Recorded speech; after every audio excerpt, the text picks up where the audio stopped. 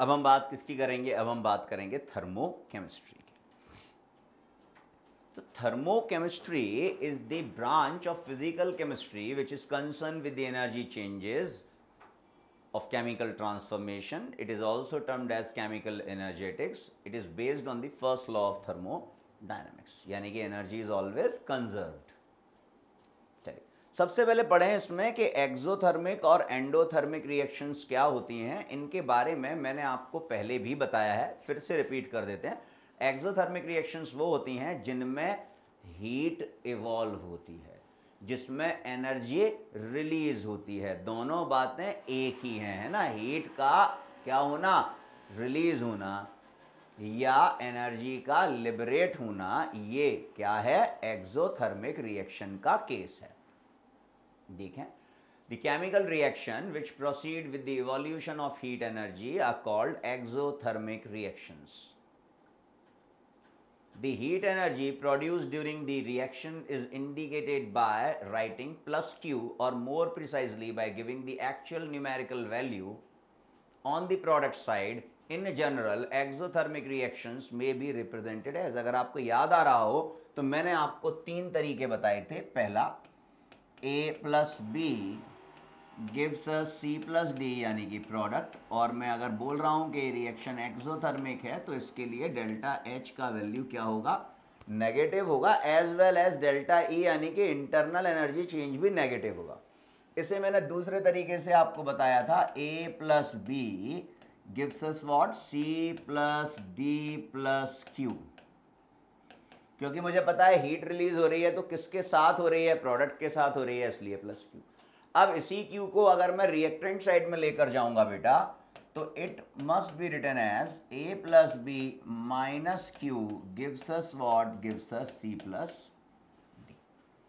तो इस तरीके से मैं एक्सोथर्मिक रिएक्शंस को रिप्रेजेंट कर सकता हूं। यहां हमारे पास एक एग्जांपल था, A plus B gives us C plus D plus Q, that is the heat energy. In the exothermic reactions, the enthalpy of the product will be less than the enthalpy of the reactant, so that the enthalpy change is negative. बेटा देखो, हम सभी जानते हैं कि delta H क्या है sir, delta H तो एक स्टेट फंक्शन है। स्टेट फंक्शन है तो मैं कैसे कैलकुलेट करूंगा सर, फाइनल माइनस इनिशियल से कैलकुलेट करोगे। रिएक्शन में फाइनल क्या है सर, रिएक्शन में फाइनल है प्रोडक्ट। रिएक्शन में इनिशियल क्या है, रिएक्शन में इनिशियल है रिएक्टेंट।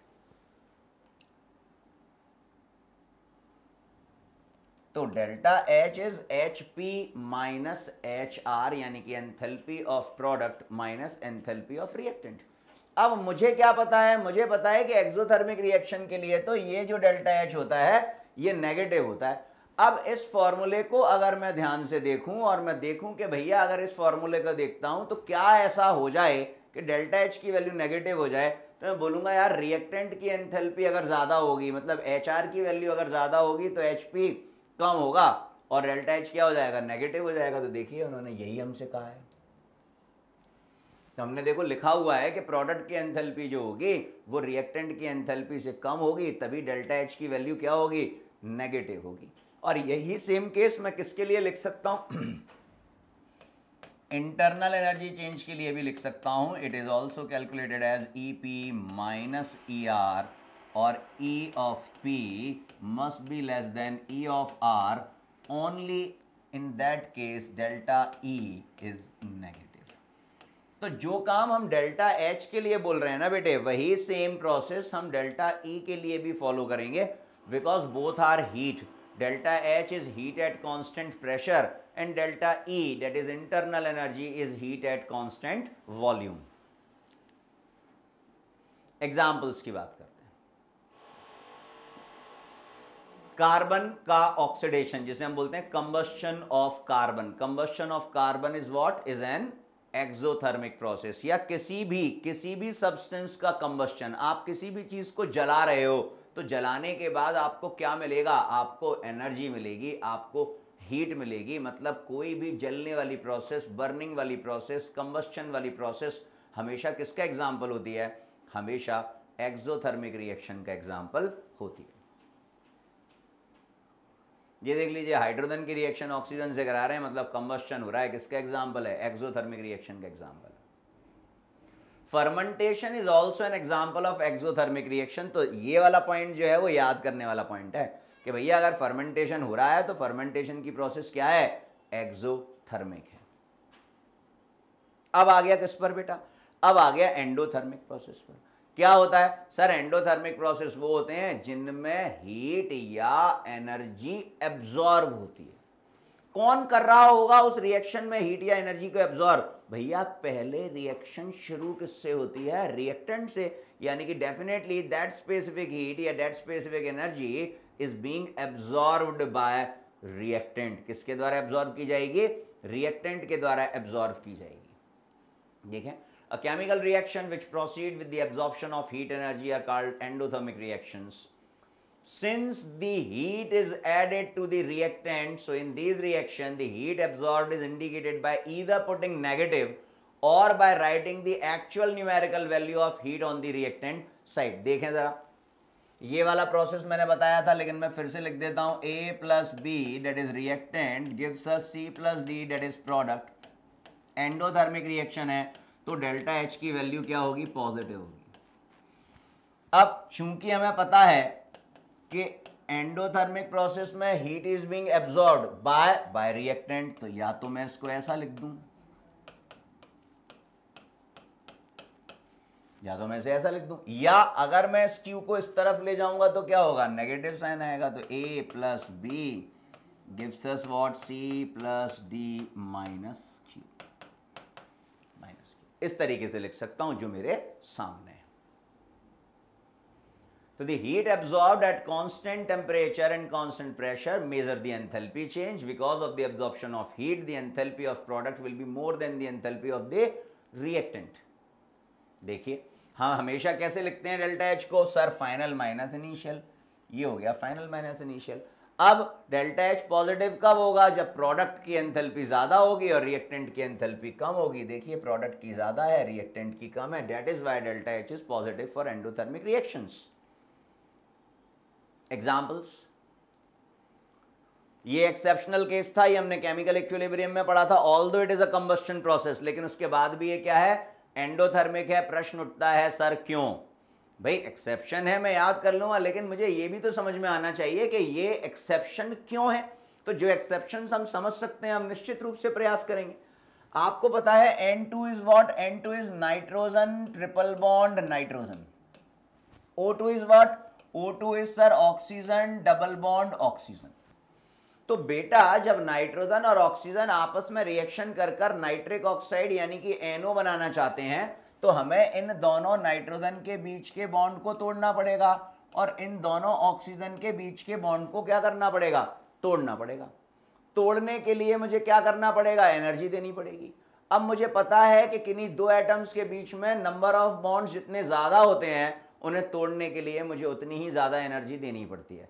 यानी कि नाइट्रोजन के बॉन्ड को जब मैं तोड़ना चाहूंगा तो मैक्सिमम एनर्जी मुझे देनी पड़ेगी, क्योंकि यहां पर नाइट्रोजन और नाइट्रोजन के बीच में 3 बॉन्ड है।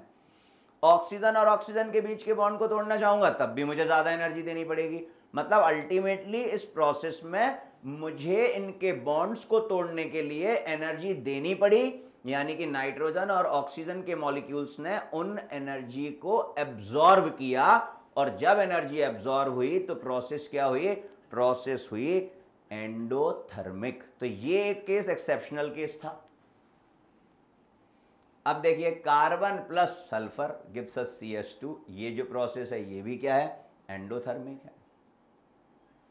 Preparation of ozone by passing silent electric discharge through oxygen is the example of endothermic reaction. तो रिएक्शन क्या होती है, 3O2 gives us what, 2O3।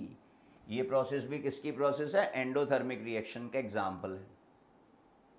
Evaporation of water, हाँ भैया वाटर को एवापोरेट करना है, मतलब लिक्विड से गैस में भेजना है, तो मुझे उसे हीट करना पड़ेगा, मतलब मुझे उसे एनर्जी देनी पड़ेगी, तभी उसके मॉलिक्यूल्स जो हैं वो लिक्विड से वेपर फेज में जाएंगे। यानी कि evaporation is the process of endothermic process. और एवापोरेशन का ऑपोजिट क्या होता है, सर कंडेंसेशन होता है। तो कंडेंसेशन कौन सा प्रोसेस हो गया, कंडेंसेशन कौन सा प्रोसेस हो गया, सर एक्सोथर्मिक हो गया।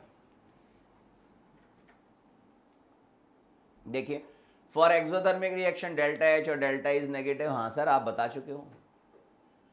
For endothermic reaction delta H और डेल्टा ई पॉजिटिव, हाँ सर आप बता चुके हो। अब आ जाते हैं heat of the reaction, your enthalpy of the reaction. Calculate कैसे करूं, क्या है हीट ऑफ द रिएक्शन। कोई भी रिएक्शन हो रही है, मतलब क्या हो रहा है, रिएक्टेंट हमें क्या दे रहा है, प्रोडक्ट दे रहा है। और रिएक्टेंट अगर हमें प्रोडक्ट दे रहा है तो या तो वो हीट को एब्जॉर्ब कर कर दे रहा होगा, या तो वो हीट को रिलीज कर कर दे रहा होगा। तो मैं क्या कह सकता हूं, मैं थोड़ा डिप्लोमेटिक हो जाऊं और डिप्लोमेटिक वो होकर बोलूं, the change in heat, the change in heat during the process is either known as the heat of the reaction और known as the enthalpy of the reaction. The change in heat, तो जैसे ही मैंने change in heat बोला मैं diplomatic हो गया, क्योंकि change in heat बोलकर मैं सेफ साइड में चला गया। हीट एब्जॉर्ब भी हो सकती है, हीट रिलीज भी हो सकती है। तो the change in heat during the process is either known as the heat of the reaction और known as the enthalpy of the reaction. देखिए, the heat of the reaction is defined as the amount of heat evolved or absorbed when quantity of the substance indicated by the chemical equation should have completely reacted। यही बात की थी sir ने, हाँ sir यही बात की थी। एंथैल्पी ऑफ द रिएक्शन कैसे कैलकुलेट करते हैं, अरे सर अब तो याद हो गया है, एंथैल्पी स्टेट फंक्शन है, फाइनल माइनस इनिशियल से कैलकुलेट करते हैं। यानी कि रिएक्शन में डेल्टा एच क्या होता है, enthalpy of the product minus enthalpy of the reactant. अब बात करें कि वो कौन से फैक्टर्स हैं जो किसी रिएक्शन की हीट को प्रभावित करते हैं। वो कौन से फैक्टर्स हैं जो किसी रिएक्शन की हीट को प्रभावित करते हैं, देखें जरा। There are number of factors which affect the magnitude of the heat of the reaction। Number 1 आ गया physical state of reactant and product। मतलब रिएक्टेंट और प्रोडक्ट किस स्टेट में है वो भी निर्धारित करेगा कि हीट क्या होनी चाहिए। चलिए, heat energy involved or changing the physical state of the chemical substance, for example in the conversion of water into steam। water into steam is the example of evaporation। this is evaporation। or steam is converted या steam is condensed is an example of sir exothermic process। तो अगर आपको याद आ रहा हो तो इससे पहली ही स्लाइड में मैंने आपको बताया था कि एवापोरेशन का प्रोसेस एंडोथर्मिक है और उसका ऑपोजिट प्रोसेस ले लूंगा तो वो क्या हो जाएगा, वो हो जाएगा एक्सोथर्मिक। जैसे मैं लिखकर बताता हूं, H2O लिक्विड से मैं अगर बना रहा हूं H2O गैस और अगर इसके लिए डेल्टा H की वैल्यू पॉजिटिव है यानी कि रिएक्शन एंडोथर्मिक है, तो इसका रिवर्स प्रोसेस क्या होगा, H2O गैस मुझे क्या देगा, H2O लिक्विड। तो प्रोसेस ऑपोजिट हुआ, यानी कि अगर फॉरवर्ड प्रोसेस एंडोथर्मिक है तो बैकवर्ड प्रोसेस क्या होगा, बैकवर्ड प्रोसेस एक्सोथर्मिक होगा। यानी कि डेल्टा H की वैल्यू क्या होगी, डेल्टा H की वैल्यू नेगेटिव होगी। ये देखिए, H ऑक्सीजन H2O गैस बनाया, डेल्टा H की वैल्यू नेगेटिव है, कंबस्चन है। H2 गैस ने क्या बनाया, H2O लिक्विड बनाया, डेल्टा H की वैल्यू नेगेटिव है, एक्सोथर्मिक है, because both the process are the case of combustion. It is observed that there is a difference in the value of delta H if water is obtained in gaseous or liquid state। क्या मतलब हुआ, देखो physical state change हुई, पहले product बन रहा था gas बन रहा था तो एनर्जी क्या हो रही थी, ज़्यादा रिलीज हो रही थी। फिर बन रहा था लिक्विड, एनर्जी क्या हो रही थी, कम रिलीज हो रही थी।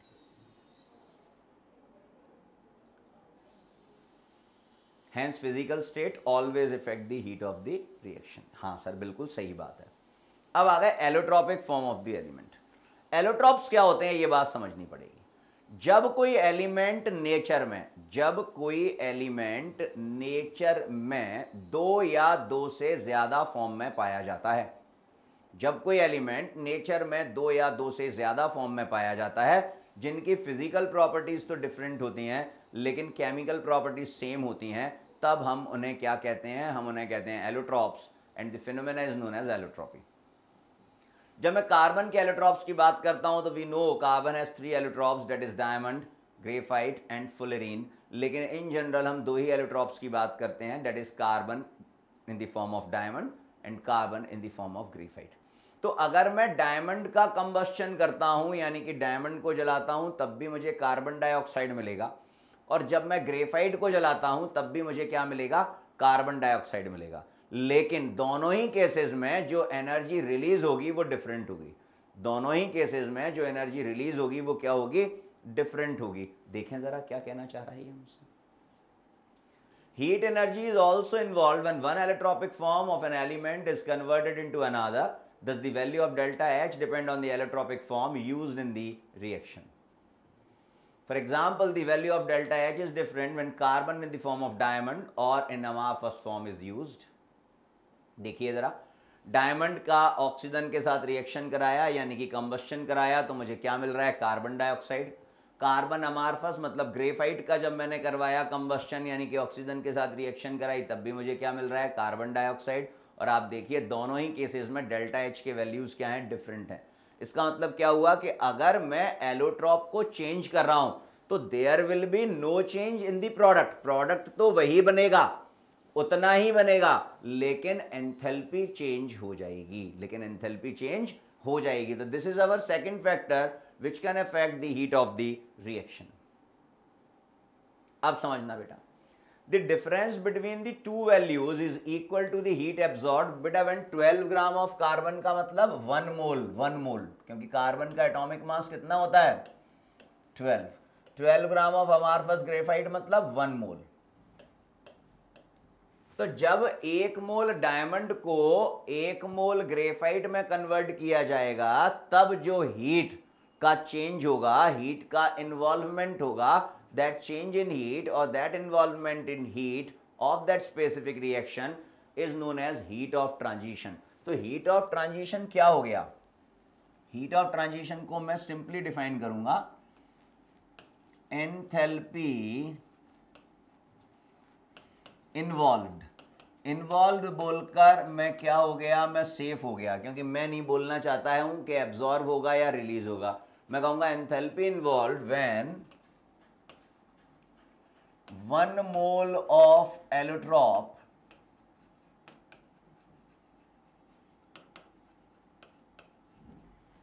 is converted into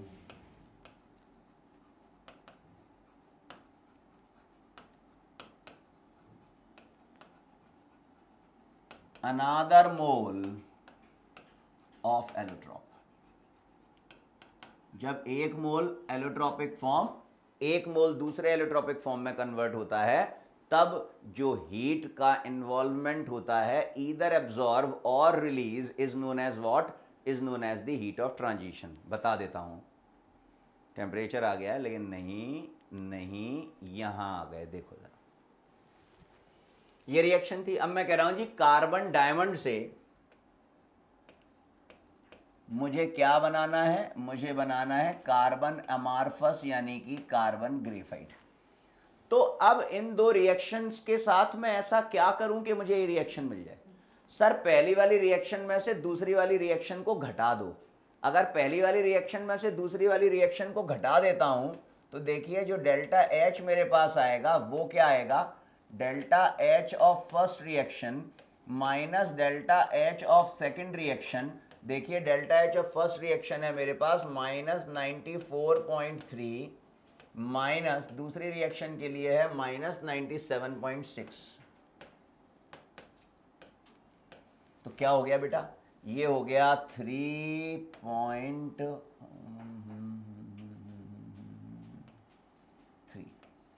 तो देखिए ये वैल्यू जो मेरे पास आई वो क्या आई, पॉजिटिव वैल्यू आई। मतलब अगर मैं डायमंड से ग्रेफाइट बनाना चाहता हूं तो it is an endothermic process. लेकिन अगर मैं यही क्या कर दूं, कार्बन अमार्फस मतलब कार्बन ग्रेफाइट को मैं कन्वर्ट करना चाहता हूं कार्बन डायमंड में, तो मुझे पता है कि अब ये प्रोसेस जो है वो ऑपोजिट हो जाएगा। पहला प्रोसेस क्या था, एंडोथर्मिक, तो दूसरा प्रोसेस क्या हो जाएगा, एक्सोथर्मिक। तो ये जो हीट आपने निकाली है, पहले केस में पॉजिटिव 3.3 और दूसरे केस में नेगेटिव 3.3, ये वैल्यूज हमें क्या बता रही हैं? ये है हीट। कौन सा हीट? जब एक एलोट्रॉपिक फॉर्म का 1 मोल दूसरे एलोट्रॉपिक फॉर्म के 1 मोल में कन्वर्ट होता है, and this heat is known as heat of transition. इसी हीट को क्या नाम देते हैं? हीट ऑफ ट्रांजिशन नाम देते हैं।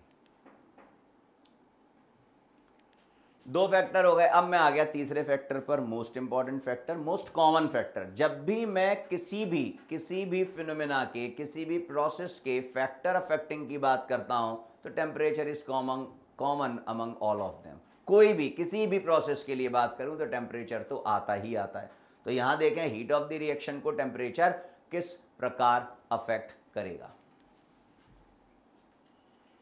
Heat of the reaction have been found to depend upon the temperature at which reaction is occurring. The variation of the heat of reaction with temperature is calculated by using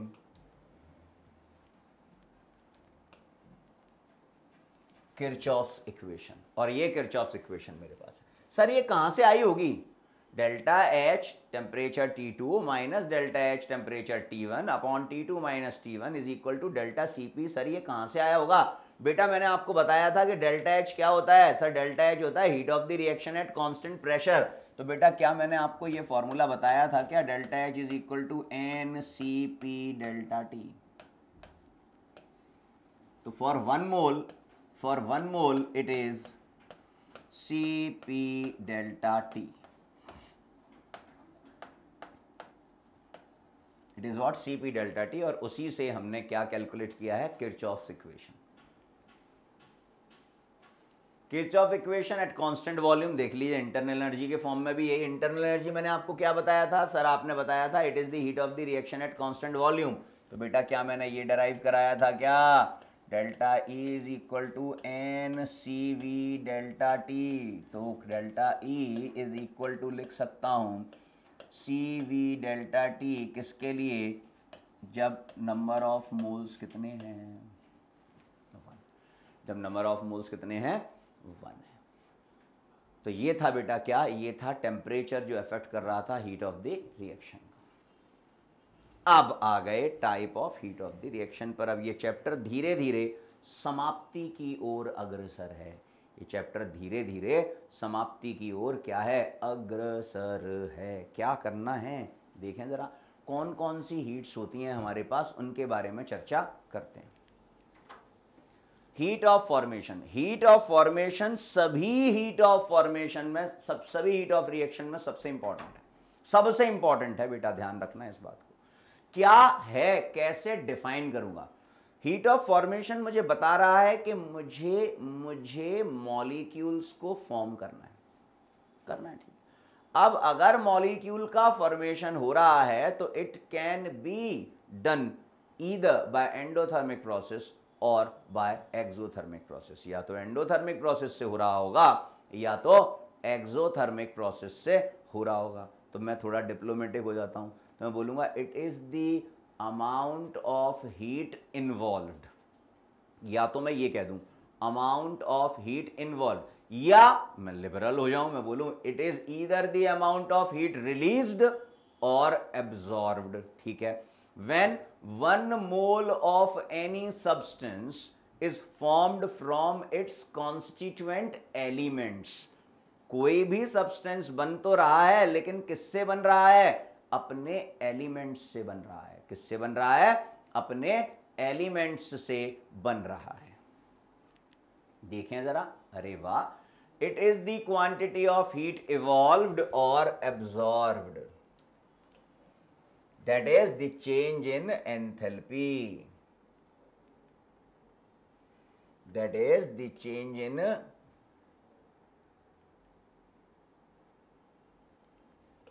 enthalpy। जो बात मैंने आपसे बोली, when 1 mole of the substance is formed from its constituent elements under the given condition of temperature and pressure। 1 mole substance तो बने, याद रखना है 1 मोल बने, 1 मोल बने, लेकिन किससे बने? अपने कॉन्स्टिट्यूएंट एलिमेंट्स से बने। यहां जैसे ही हमने ये डेफिनेशन पढ़ी वैसे ही एक स्पेसिफिक टाइप का क्वेश्चन जो है वो तैयार हो गया। है सर, इस डेफिनेशन से क्वेश्चन तैयार हो गया। Yes of course. क्या? मैं 4 रिएक्शन लिखूंगा और मैं बोलूंगा कि बताओ इनमें से किस रिएक्शन की एंथैल्पी ऑफ फॉर्मेशन या हीट ऑफ फॉर्मेशन को रिप्रेजेंट कर रही है। देखते हैं।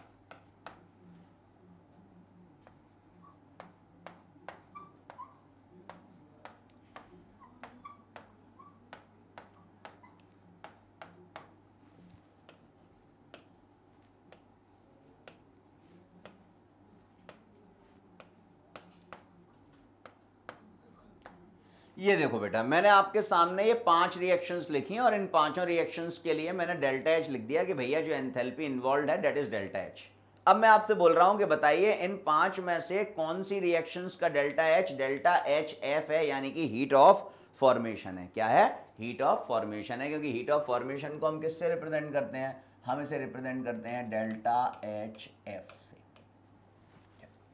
डेफिनेशन दिमाग में चलती रहनी चाहिए। क्या डेफिनेशन है?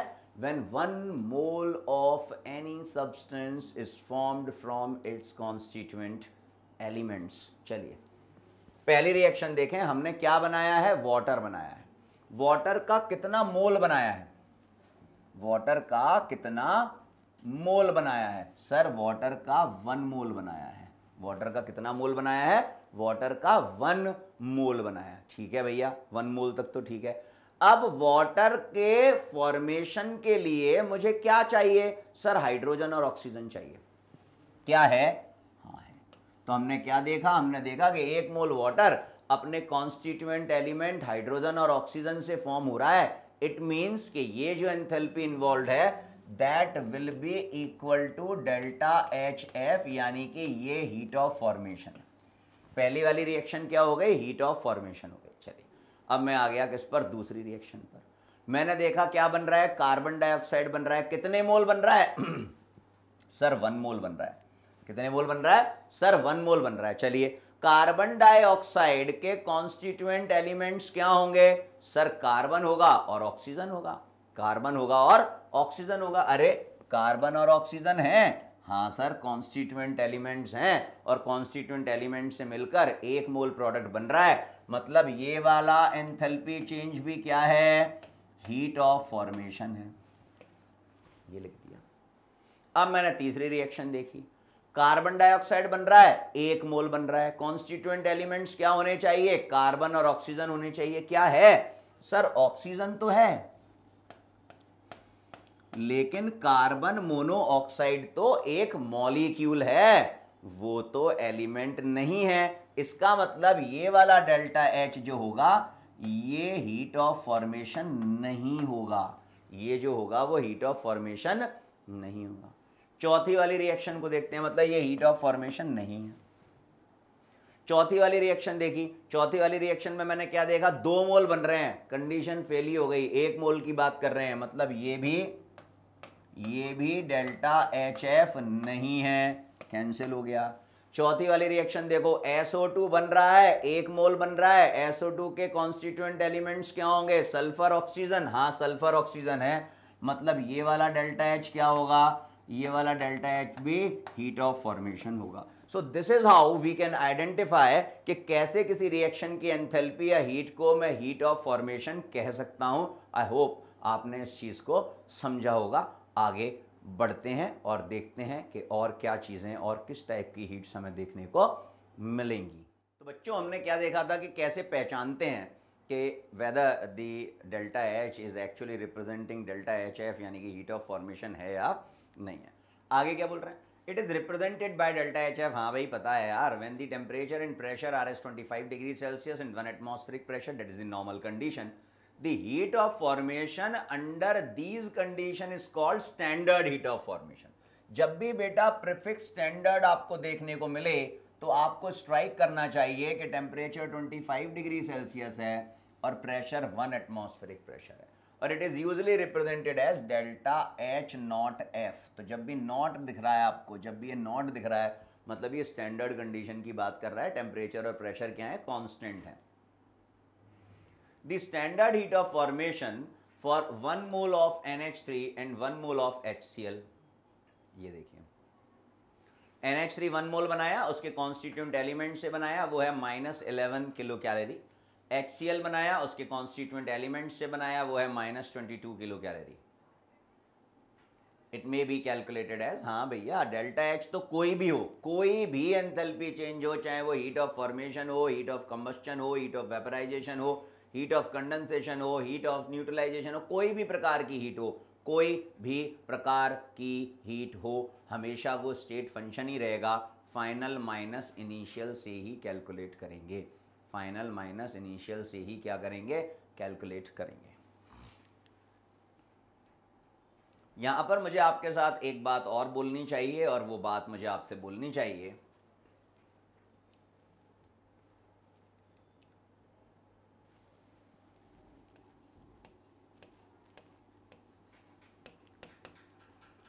स्टैंडर्ड हीट ऑफ फॉर्मेशन यानी कि delta H not F for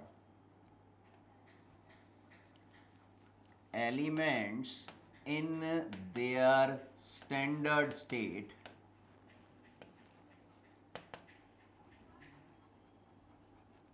standard state का मतलब क्या सर, तो मैं कहूँगा एज फाउंड इन नेचर, जिस स्टेट में वो नेचर में पाए जाते हैं, is taken as zero, this is the most important thing, is taken as zero. Element जो रिएक्शन में आप देख रहे हैं और वो जिस स्टेट में है, अगर उसी स्टेट में वो नेचर में भी पाया जाता है तो उसका standard heat of formation will be taken as zero. Sir कोई एग्जांपल दे देते,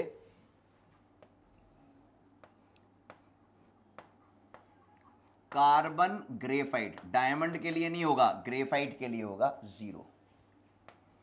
सल्फर रोम्बिक S8 जिसे कहते हैं, उसके लिए होगा जीरो, क्योंकि सल्फर इसी फॉर्म में पाया जाता है। फॉस्फोरस वाइट यानी कि P4, इसके लिए standard heat of formation zero होगा, क्योंकि ये इसी फॉर्म में पाया जाता है। आयोडीन जब सॉलिड स्टेट में होगा तो standard heat of formation zero होगा, क्योंकि आयोडीन सॉलिड स्टेट में ही पाया जाता है। ब्रोमीन लिक्विड होगा तो इसके लिए standard heat of formation zero होगा, क्योंकि ब्रोमीन लिक्विड स्टेट में पाया जाता है। Fluorine, chlorine, hydrogen, oxygen, nitrogen, ये सभी गैसियस फॉर्म में पाए जाते हैं। तो अगर रिएक्शन में भी ये गैसियस फॉर्म में है तो इनका भी standard heat of formation zero होगा। इन सभी के लिए delta H not F is equal to zero. ध्यान रखना, ये एलिमेंट स्टैंडर्ड स्टेट में नहीं लिखे, ये आपके 4 नंबर के रूप में लिखे हुए हैं। ये प्रश्न एज इट इज परीक्षा में पूछ लिया जाता है।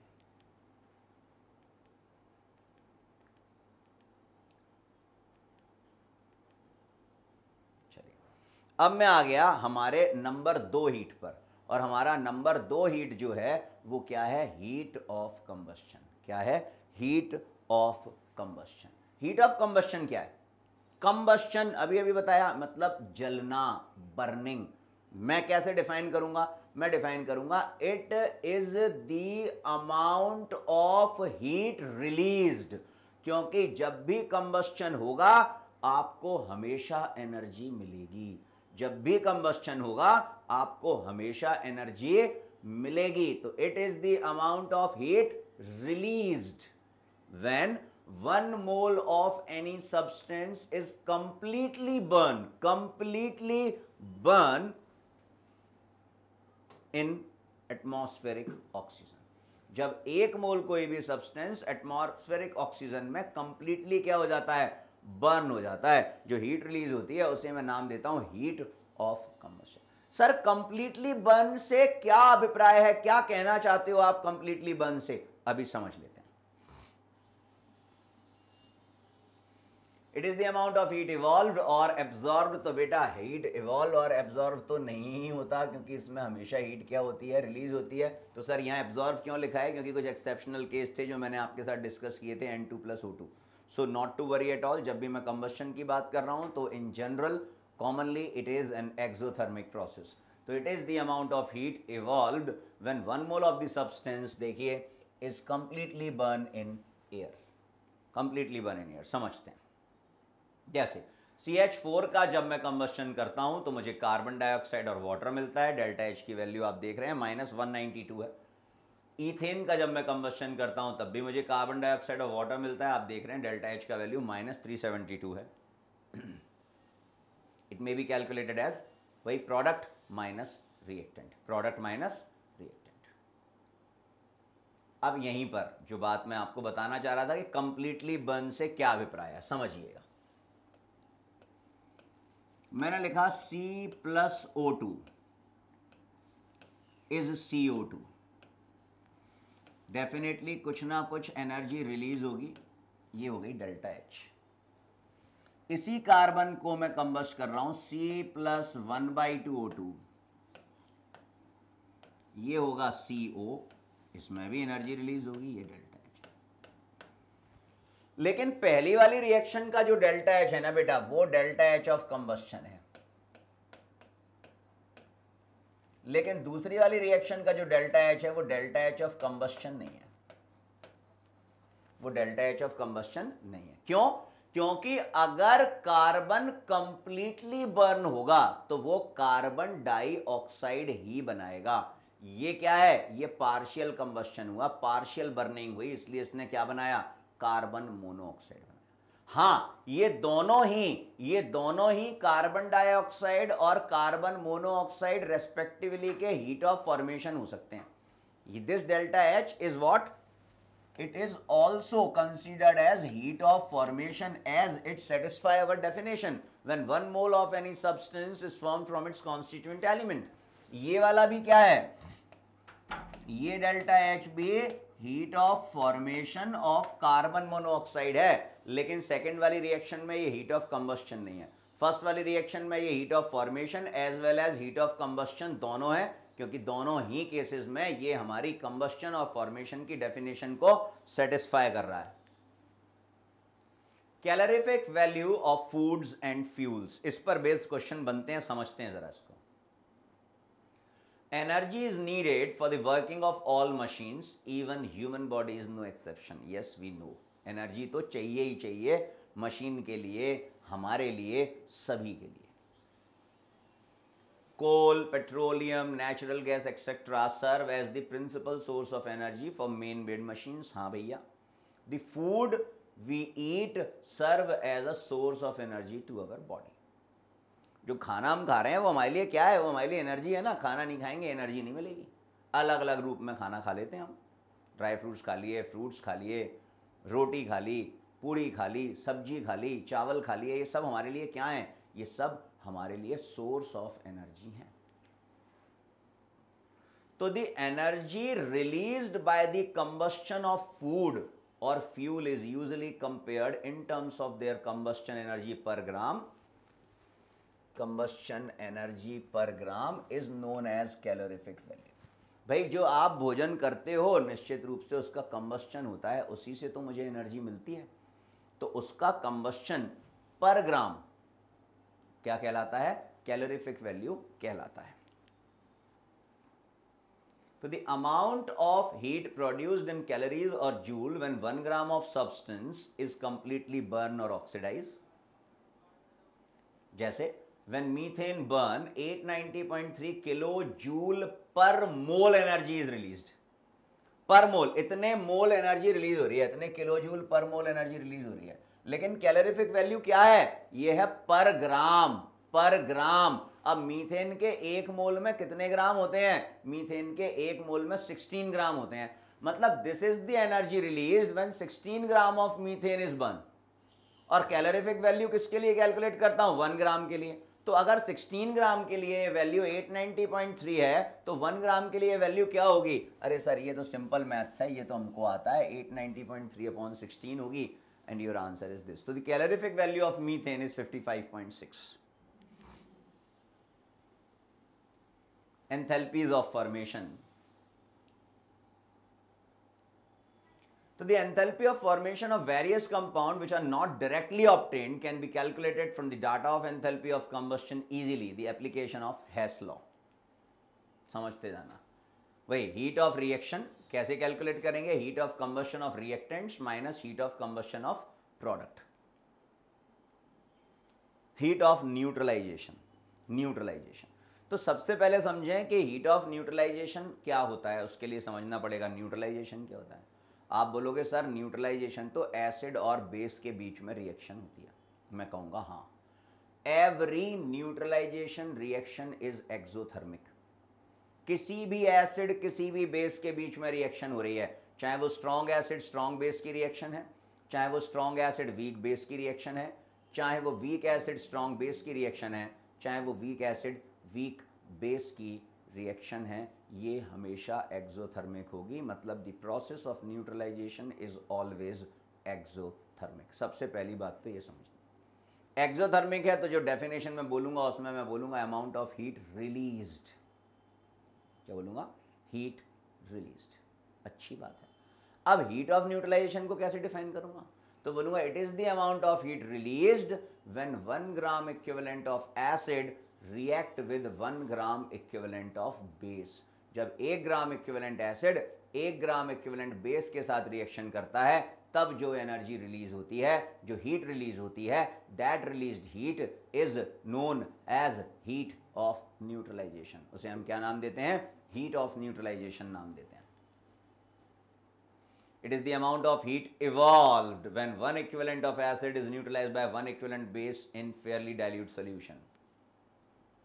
Neutralization reactions are always exothermic, that is delta H is negative। ये देख लीजिए, HCl NaOH रिएक्शन कर रहे हैं, डेल्टा H की वैल्यू है -13.7 किलो कैलोरी। अब समझें जरा, जब भी मैं स्ट्रॉन्ग एसिड और स्ट्रॉन्ग बेस के बीच में बात करता हूं, लिख देता हूं, strong acid plus strong base, strong acid plus weak base, weak acid plus strong base, weak acid plus weak base. पहले वाले केस को अगर मैं छोड़ दूं तो बाकी तीनों केसेस में ईदर ऑफ द कंपोनेंट और both of the components are weak. दोनों ही क्या हैं? वीक हैं। दोनों ही क्या हैं? वीक हैं। लेकिन इस केस में दोनों स्ट्रॉन्ग हैं। तो जब भी स्ट्रॉन्ग एसिड और स्ट्रॉन्ग बेस के बीच में रिएक्शन होगी तो डेल्टा एच ऑफ न्यूट्रलाइजेशन हमेशा फिक्स होगा, हमेशा कांस्टेंट होगा। वो होगा -13.7 किलो कैलोरी, और इसी को अगर मैं जूल में कन्वर्ट करता हूं तो -57 किलो जूल। बेटा हमेशा याद रखना, ये माइनस साइन मैथ्स वाला माइनस साइन नहीं है। ये माइनस साइन आपको बता रहा है कि सिस्टम से हीट गई है, सिस्टम से हीट निकल गई है, रिलीज हो गई है, तो हमें लॉस हो रहा है। Heat released by the system is always negative.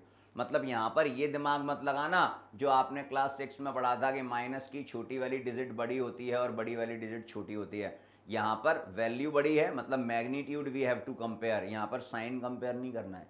ये जो साइन है नेगेटिव, वो मुझे क्या बता रहा है कि here heat is released during the process. हमेशा याद रखना, जब भी हीट कंपेयर करोगे तो मैग्नीट्यूड कंपेयर करना है, यहाँ पर मैथ्स नहीं लगाना है ना राजा। चल, बाकी सभी केसेस में जो डेल्टा एच ऑफ न्यूट्रलाइजेशन होगा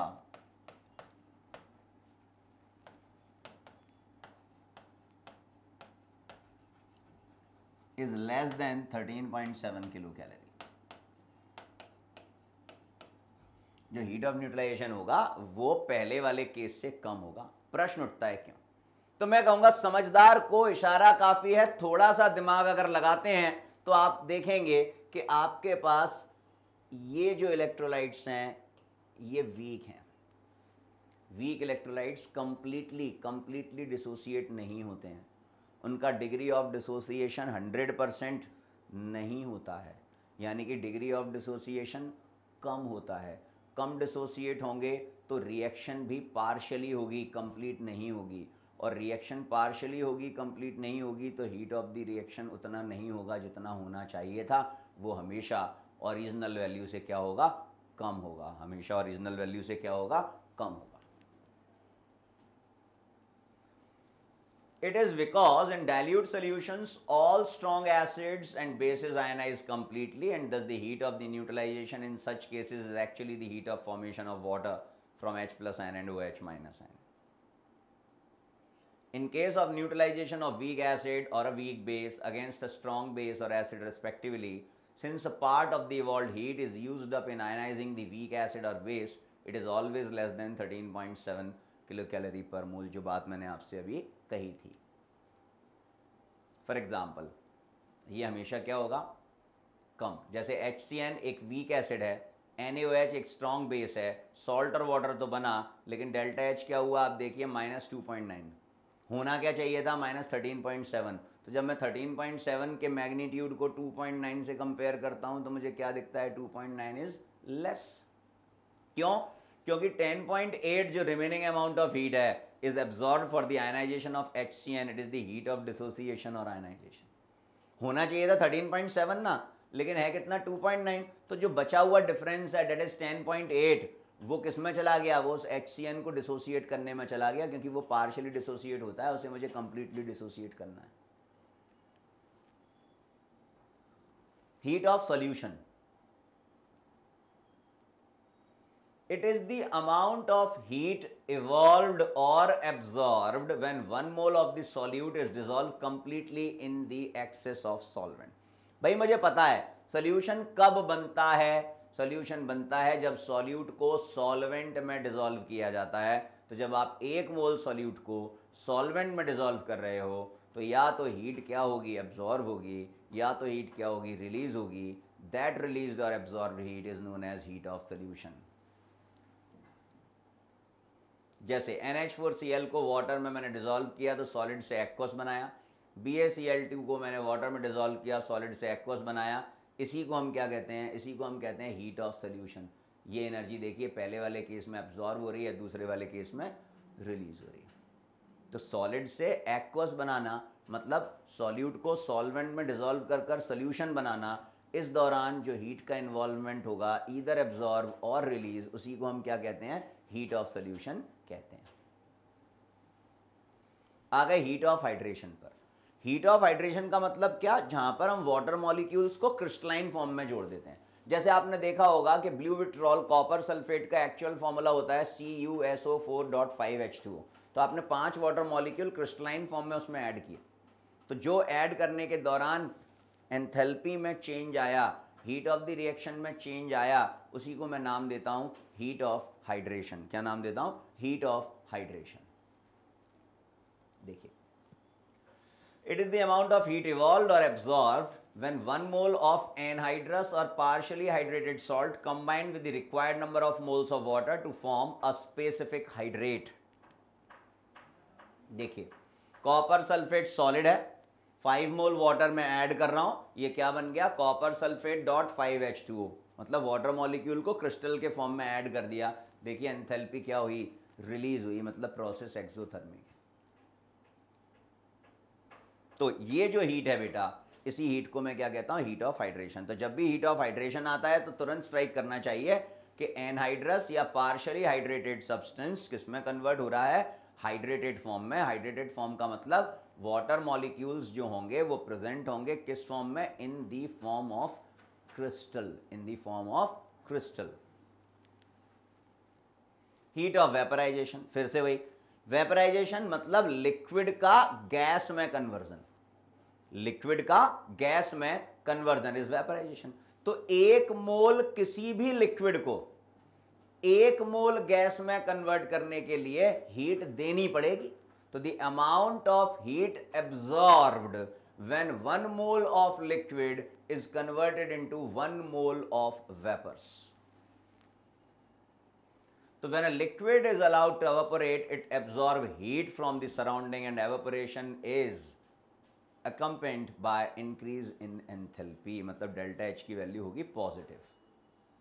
For example, 10.5 kilocalorie is the increase in the enthalpy when 1 mole of water is allowed to evaporate at 25 degree Celsius. When the vapors are allowed to condense, अब देखो vapours को क्या कर रहा हूं, vapours को condense कर रहा हूं, तो हीट इवॉल्व होगी। हाँ, क्योंकि बार बार तो बताया, आज के लेक्चर में तीसरी बार ये चीज पढ़ रहे हैं कि वेपराइजेशन यानी कि फॉरवर्ड प्रोसेस अगर एंडोथर्मिक है तो कंडेंसेशन यानी कि बैकवर्ड प्रोसेस एक्सोथर्मिक होगा। देखिए बार बार वो वही चीज बोल रहा है, एक्सोथर्मिक मतलब एंथैल्पी डिक्रीज होगी, एंडोथर्मिक मतलब एंथैल्पी इंक्रीज होगी, क्योंकि एंडोथर्मिक रिएक्शन के लिए डेल्टा एच की वैल्यू पॉजिटिव है, पॉजिटिव मतलब बढ़ रहा है, इंक्रीज है। एक्सोथर्मिक के लिए डेल्टा एच की वैल्यू नेगेटिव है, मतलब घट रहा है, डिक्रीज है। देख लीजिए सेम वैल्यू अगर आप देख पा रहे हो तो this is L, this is not T. Liquid से गैस एंडोथर्मिक है, गैस से लिक्विड एक्सोथर्मिक है, और आप देख रहे हैं कि वैल्यू मैग्नीट्यूड में सेम है, साइन में डिफरेंट है। मतलब जितनी हीट आपने एब्जॉर्ब करी लिक्विड को वेपर बनाने के लिए, उतनी ही हीट आपको मिलेगी जब आप सेम अमाउंट ऑफ वेपर को सेम अमाउंट ऑफ लिक्विड में कन्वर्ट करोगे। Thus, the change in enthalpy when a liquid changes into vapor state or when vapor changes into liquid state is called heat of vaporization. Heat of fusion. Fusion का मतलब होता है melting,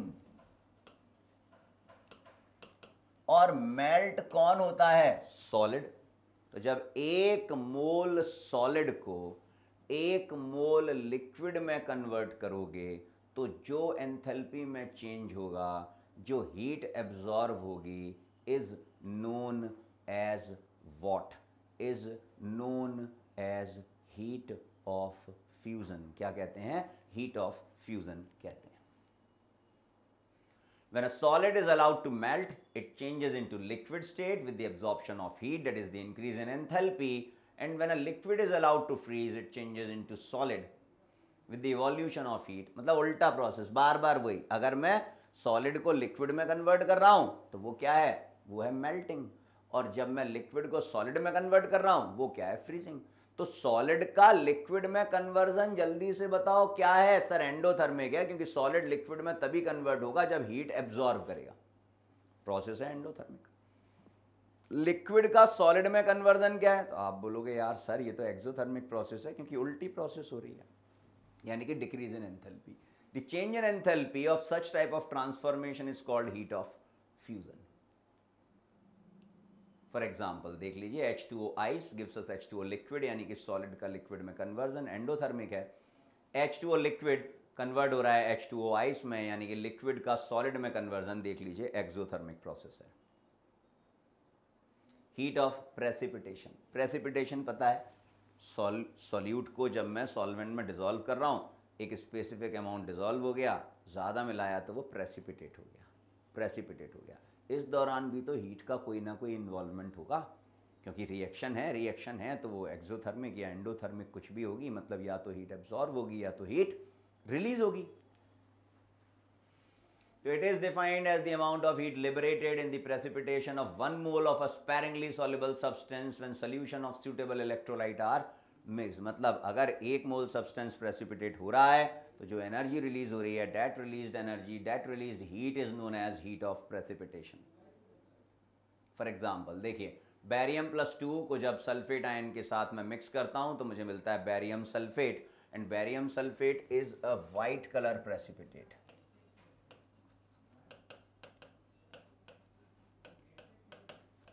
और delta H की value है -4.66, यानी कि process क्या है, एक्सोथर्मिक है। Heat of sublimation most important phenomena. Sublimation क्या है? What is sublimation?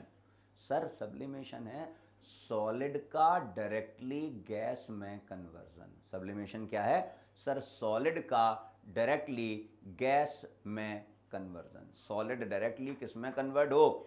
गैस में कन्वर्ट हो। डायरेक्टली किस में कन्वर्ट हो? गैस में कन्वर्ट हो। उसे हम क्या कहते हैं? सब्लिमेशन।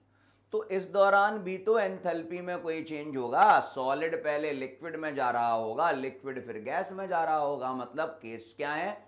एंडोथर्मिक है। तो मैं कहूंगा it is the amount of heat absorbed, amount of heat absorbed when 1 mole of solid is directly converted into 1 mole of gas. जब 1 मोल सॉलिड सीधा किस में कन्वर्ट हो रहा है? 1 मोल गैस में कन्वर्ट हो रहा है। Sublimation is a process in which a solid on heating changes directly into gaseous state below its melting point. Heat of sublimation of a substance is the amount of heat absorbed in the conversion of 1 mole of a solid directly into vapor phase. अब बहुत ध्यान से समझना, अभी तक जो heats हम calculate कर रहे थे वो कर रहे थे प्रोडक्ट माइनस रिएक्टेंट। क्या कर रहे थे? Product minus reactant. लेकिन जब मैं सब्लिमेशन की बात कर रहा हूं बेटा, तो मैंने आपसे इतना तो कहा कि सॉलिड डायरेक्टली किस में कन्वर्ट हो रहा है? गैस में कन्वर्ट हो रहा है। लेकिन बेटा थोड़ा सा दिमाग लगाएं कि बिना लिक्विड स्टेट अटेन किए, बिना लिक्विड स्टेट अटेन किए सॉलिड डायरेक्टली गैस में कन्वर्ट नहीं हो सकता।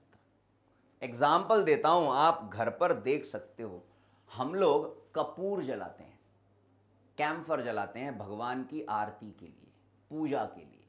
तो कपूर क्या होता है? सॉलिड होता है। जब आप उसे जलाते हो तो कुछ समय के बाद आप देखते हो थोड़ी देर के लिए ही सही वो फायर फ्लोट हो रहा होता है, यानी कि वो लिक्विड में कन्वर्ट हो रहा होता है, और उसके बाद डायरेक्टली किस में कन्वर्ट होता है? वो गैस में। मतलब मोमेंटरीली ही सही लिक्विड स्टेट तो अटेन होगी, without attaining liquid state solid cannot be converted into gas। बिना लिक्विड स्टेट अटेन किए सॉलिड गैस में कन्वर्ट हो ही नहीं सकता। क्षण भर के लिए ही होगा, लेकिन होगा। मोमेंट्स के लिए ही होगा, लेकिन होगा। ठीक है भैया। तो यहां पर जब मैं डेल्टा एच की बात करता हूं तो प्रोडक्ट माइनस रिएक्टेंट नहीं करता, फाइनल माइनस रिएक्टेंट नहीं करता। मैं क्या करता हूं? Delta H of sublimation is equal to solid पहले किस में कन्वर्ट हुआ? लिक्विड में, मतलब मेल्ट हुआ, मतलब फ्यूजन हुआ, तो delta H of fusion plus फिर लिक्विड किस में कन्वर्ट हुआ? गैस में कन्वर्ट हुआ, मतलब वेपराइजेशन या एवापोरेशन, तो delta H of vaporization. So this is how we can calculate enthalpy of sublimation. ऐसे हम एंथैल्पी ऑफ सब्लिमेशन को कैलकुलेट कर पाते हैं। देखिए, iodine solid, iodine gas, delta H की वैल्यू दे रखी है। Most solid that sublimes are molecular in nature, iodine and naphthalene, camphor इत्यादि। अब आ गए हेस लॉ पर। हेस लॉ पर चैप्टर अंतिम सांसें गिन रहा है, हेस लॉ पर आ गए। हेस लॉ हमसे क्या कहता है? हेस लॉ हमसे कहता है कि अगर कोई रिएक्शन 2 या 2 से ज्यादा स्टेप्स में हो रही है तो उस रिएक्शन की ओवरऑल एंथैल्पी जो होगी वो उन सभी स्टेप्स के सम के बराबर होगी। तो कैसे हम हेस लॉ को देखते हैं, क्या एप्लीकेशंस हो सकती हैं, किस प्रकार से उन्हें अप्लाई करना है, ये हम अगली स्लाइड में देखते हैं। Thank you so much.